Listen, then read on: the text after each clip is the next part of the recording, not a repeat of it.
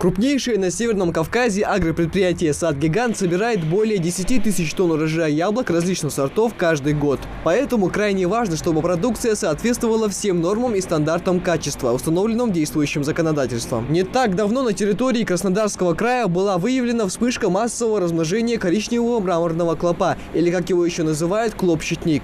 Мраморный клоп относится к семейству клопов-щитников и получил свое название за оригинальную окраску. Вред, причиняемый насекомым в регионе влажных субтропиков России и Абхазии, более всего заметен на плодовых и овощных культурах.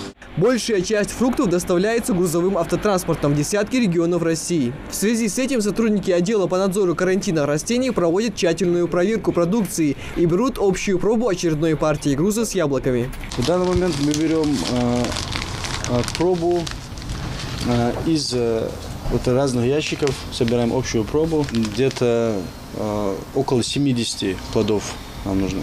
Также инспекционная комиссия в обязательном порядке должна проверить все складские помещения, где хранятся фрукты, а также места, где происходит расфасовка урожая и куда его в дальнейшем перевозят. На территорию Краснодарского края мраморный клоп был завезен из Абхазии. Там ущерб цитрусовым фруктам составил 50%. Поэтому представителями по надзору карантина растений было принято решение до 1 апреля провести рейдовое мероприятие для обследования всей территории Ингушетии на предмет выявления коричневого мраморного клопа. Между Краснодарским краем и Республикой Ингушетия идет массовый обмен, товарообмен, и он передвигается в транспортных средствах, упаковки, и поэтому возможен ввоз и распространение этого коричневого мраморного клопа.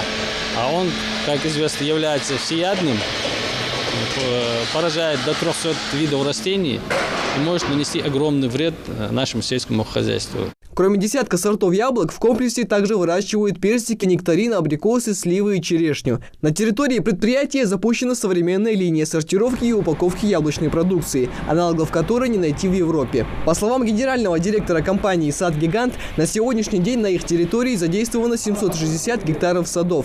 Программа у нас рассчитана на 1000 гектаров сада и на производство 60 тысяч тонн яблок в год.